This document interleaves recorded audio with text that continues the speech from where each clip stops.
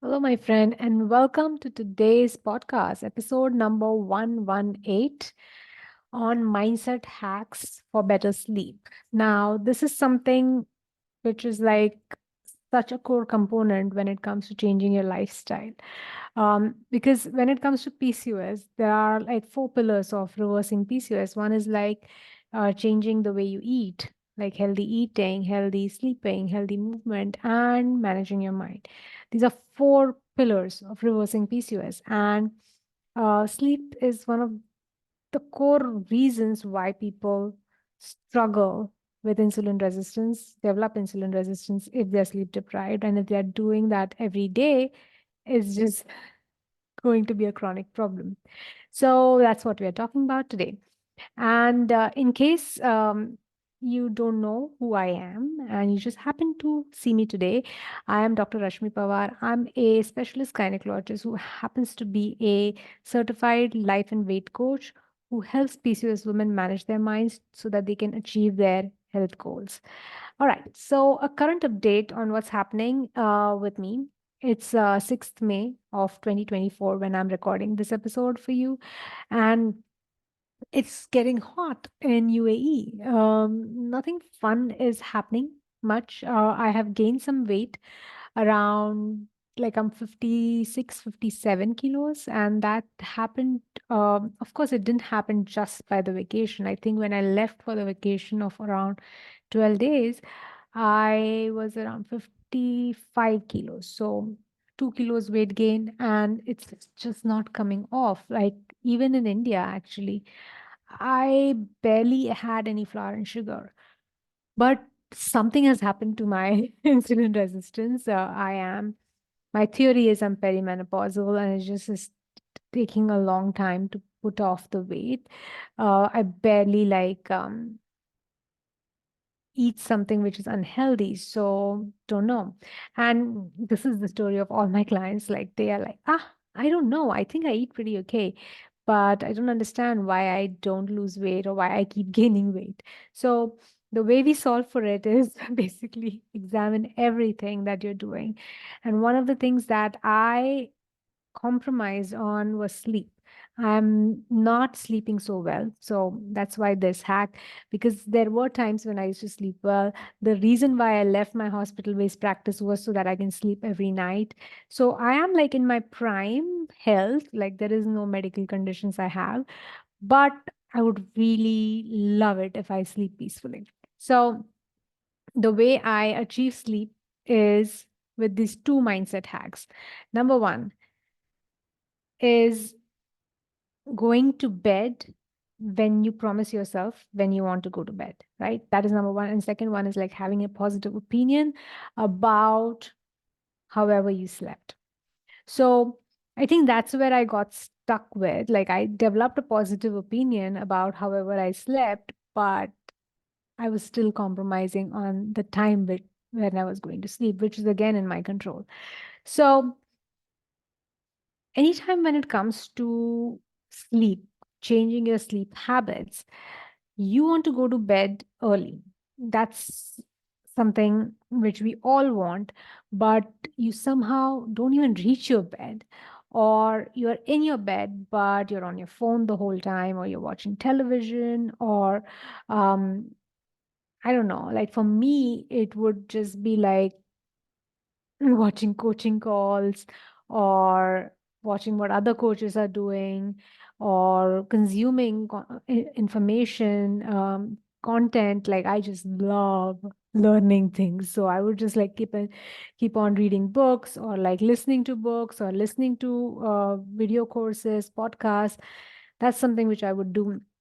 But I started watching television at night. And that's something which I'd stopped doing because I know how much addicted I can get to watching shows, movies. So lately I've been watching X-Files. Now, just to let you know something about me is that I used to be really scared as a child of ghosts or aliens, monsters, demons, anything which can scare me, and aliens, right? I would get scared. So I would avoid watching. anything which is terrifying. So I remember till day the first time I saw this movie called Evil Dead. I was petrified. I was like, I think maybe 4, 5 years old, and the whole time, I'm not even 4, 5 years old. I think 7, 8 years old, or before my sister was born, actually. So maybe 5, 6 years old. So the whole time I was in my dad's arms, hiding. I couldn't watch that whole movie, whereas I could see all my cousins, my brother, they were having such a gala time, laughing out loud, because apparently it was a funny movie. But I didn't think so. I saw scary things and I was scared. And I think after that, I developed a coping mechanism. If anyone is watching scary shit, I would just like watch it like this. So I wouldn't watch it directly. And when Wikipedia came and they used to start putting out these scripts, then I could like read the whole script and watch the movie. And eventually my husband got it and he was like, dude, I'm not coming for a movie with you if you're gonna like read the whole script. You have to be scared. And I was like, nope, that's not gonna happen. I'm not gonna do it. And then we slowly stopped going for scary movies. That was just like end of an era. But what happened was like I started having this protected life where I was like controlling all everything around me so that I don't get scared. But the thing is, feeling scared is just a feeling. It's not real, right? So any like that's what we teach in coaching. Like you need to feel your fears. And I remember I had gone to Ferrari World and there's a ride in Ferrari World which is very scary. So I did that ride and it was so scary. I came out in tears. I thought I'm gonna die. Like this is it. Like it was like I had to like fully surrender to that fear and I came out in tears. I was petrified. And I never went again, even when I had annual passes to the park. I never went again to that ride or that to that park again. So I decided, you know what, let's try watching scary stuff. So I started watching X Files because my husband says such amazing things about it. And I like the characters, Mulder and Scully, and like she's such a doctor and he's such a paranormal believer of everything. So it was fun to watch it. And then it is addictive because I like watching binge watch content, like even before Netflix came. So that's the reason why I've been sleep deprived. And then I wake up in the morning and then I was like still feeling okay. Like I have a positive opinion about how I slept, which is basically uh, my body rested, everything. Like I will talk more about it at the end of it. But if you are, if you want to correct your sleep, the first thing you need to do is like decide a time when you want to go to bed. There is a time you're going to bed right now. Now, unless you're working in shifts, I'm going to create a podcast on people who work in shifts. But if you have routine work hours, routine hours in general, where you have a possibility of going to bed at night, you are going to bed at a specific time. So get to know what is that current time and what time would you like to go to bed. Now, if you want to go to bed, if you're going to bed at say midnight or 1 o'clock and you want to work on your sleep, then you need to change that, right? So you need to, I have a podcast on sleep deprivation and on sleep as well. So you can check on that, where I talk about how you need to move your whole schedule 24 hours behind.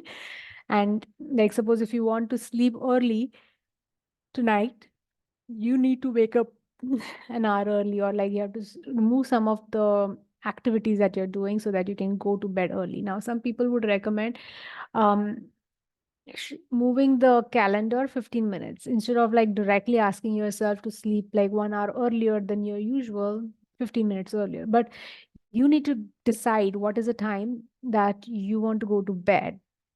So there are two commitments you have to make, and that's it, right? When it comes to changing your sleep habits, and there is no other work that you have to do, just these two commitments. Number one commitment is first commit to going to bed when you decide you want to go to bed. So if your decision was you're sleeping at 1 p.m. a.m. and your decision is to go to bed at say 12:30 p.m. a.m., then you go to bed at 12:30 a.m. no matter what. So by that I mean if your decision is to go to bed at 12:30 a.m., you need to be in bed with your eyes closed, horizontal. That's it. Lights off, eyes closed. Now, your commitment to this thing is going to be no matter what happens, you're going to head to the bed and be in your bed with eyes closed. That's it. So, for example, if you are someone who wants to go to bed 10 p.m., right? But you are sleeping at like 1 a.m., that's not going to work. Don't make it so hard for yourself or your future self or your 24-hour self to make that 3 hour leap. You really need to catch yourself and meet yourself where you are existing right now. So, if your commitment was supposed to go to bed at 12:30 p.m., but you're not at 12:30 a.m. in bed, but you're like you book calls. Like so many of my American clients will book calls at 12:30 a.m. Why would you do that? Because you have an option to cancel that call. Or so many of them are watching movies. Their eyes are not closed. So many of them are physically out of the bed, cooking or cleaning because she's not able to fall asleep. You can't have any of that going on. If your commitment is to go to bed at 12:30 a.m., you be in bed at 12:30 a.m. Ensure you finish everything before that. If you are taking any action which is not you being in bed, horizontal eyes closed, you need to do that. Just go to bed no matter what with your eyes closed. And this is not because, I'm telling you this. This is how we train our kids. Because when we were born as humans, we didn't know how to sleep. So the kids who are born, they are very hypersensitive. They have to cry anytime something comes, like any noise is made. Any discomfort for that baby, the baby's gonna cry because it needs the mom for its survival. The mom needs to come running to rescue this baby, otherwise the baby might die.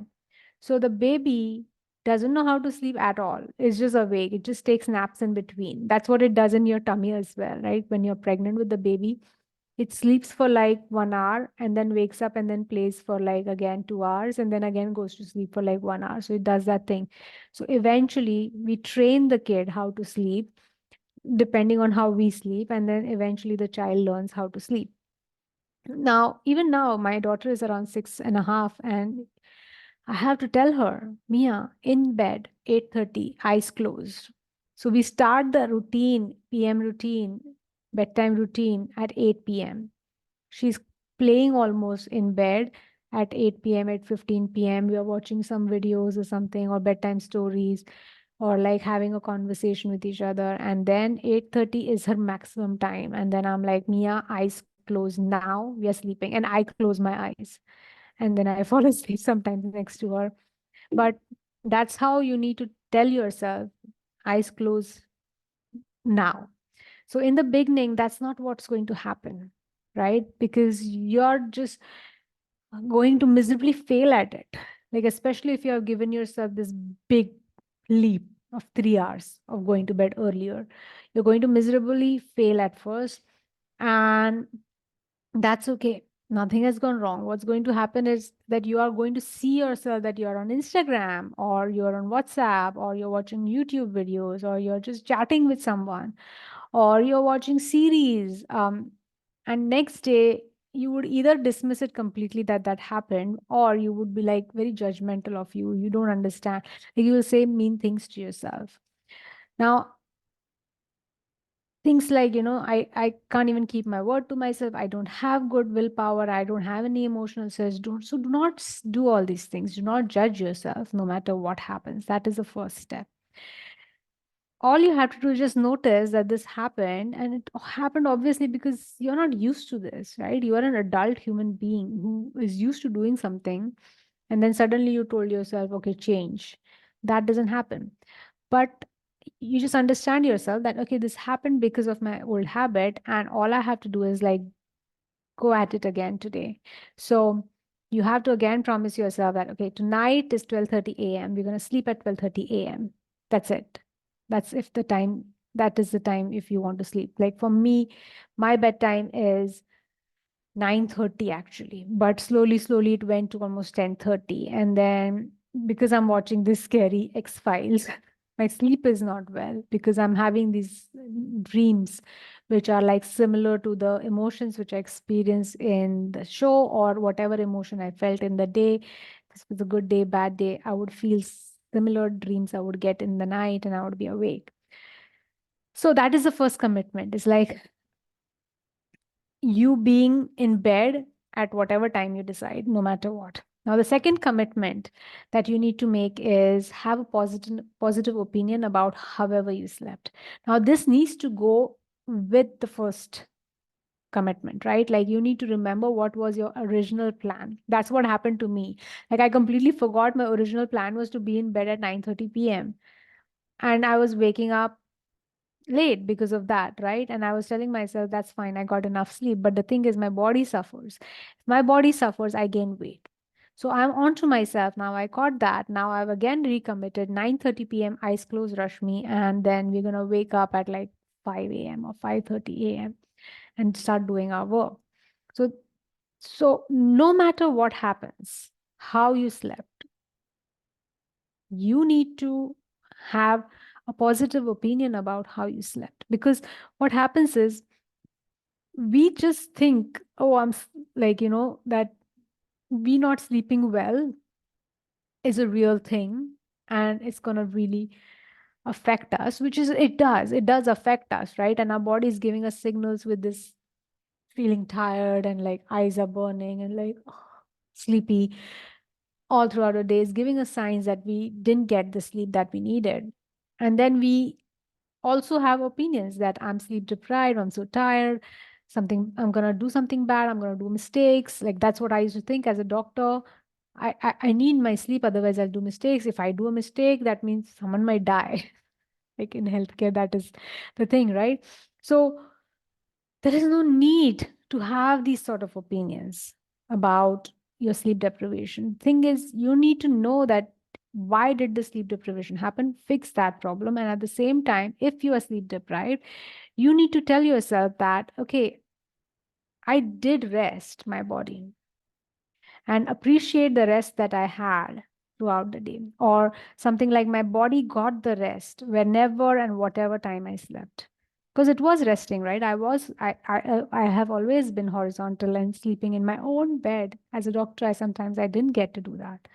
Or I can always tell myself that I will sleep early again tonight if I really want that rest.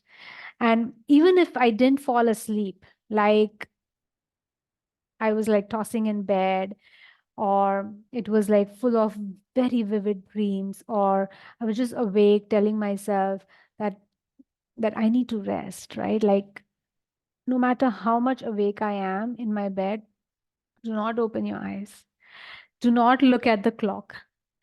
Do not keep any lights on or your phone aside. You should not know what time you woke up at, right? Like that gives away, right? Like because you are doing these actions.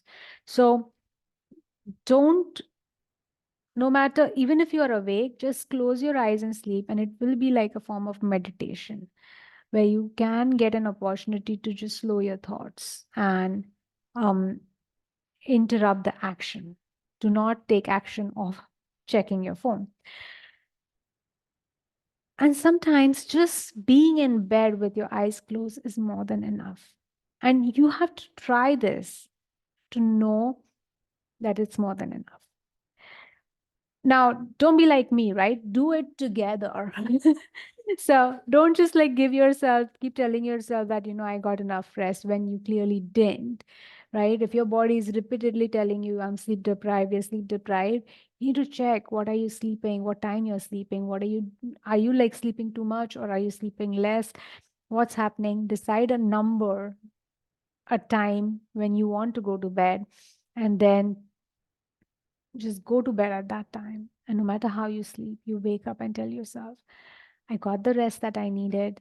And if I'm feeling deprived, sleep deprived today, I'm going to go to bed early tonight. All right. So that is all I want to talk about when it comes to sleep. And if you have any doubts around sleep or you need coaching on so that you get better sleep and you improve this beautiful luxury that you have of sleeping, if you want to improve your quality of sleep, please consider booking a clarity call with me, getting in touch with me so that we can see if you fit my coaching program.